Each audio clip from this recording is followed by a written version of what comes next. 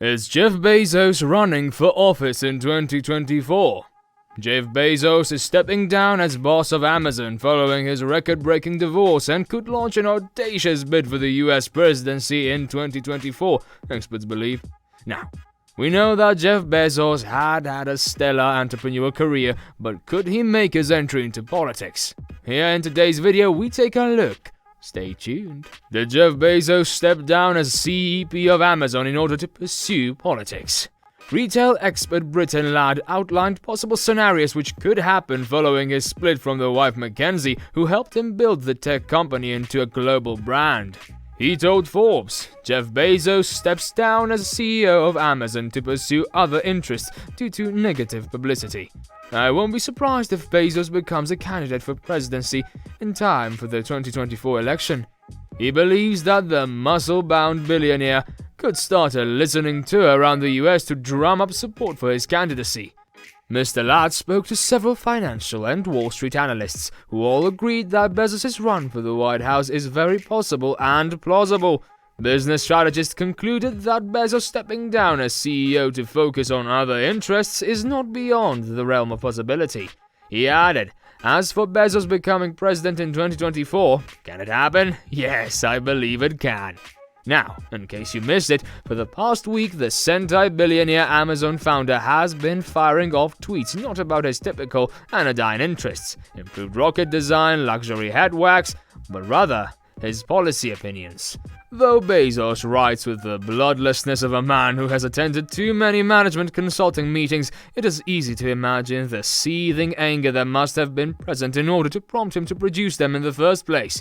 On May 13th, he criticized one of Joe Biden's economic pronouncements, tweeting that rising corp taxes is fine to discuss, taming inflation is critical to discuss, mushing them together is just misdirection.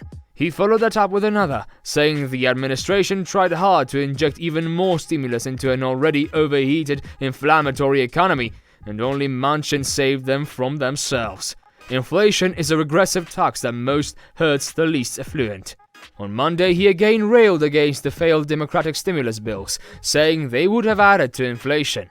It would be too easy to point out here that actually union busting is a tax that most hurts the least affluent, or to point out that Bezos could mitigate inflation's damage by giving his own employees a raise. The notable thing here is not that staggeringly wealthy executive chairman of one of the world's most powerful companies would bristle at talk of raising corporate taxes, or that he would bemoan the pandemic-era stimulus packages that saved millions of Americans from total economic disaster.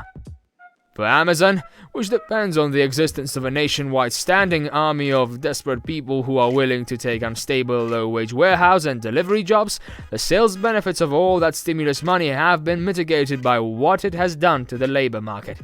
As demand for employees soared, it has become harder to hire people, and, more importantly, it has helped to embolden workers to the degree necessary to vote for a union, as Amazon warehouse workers did in Staten Island last month.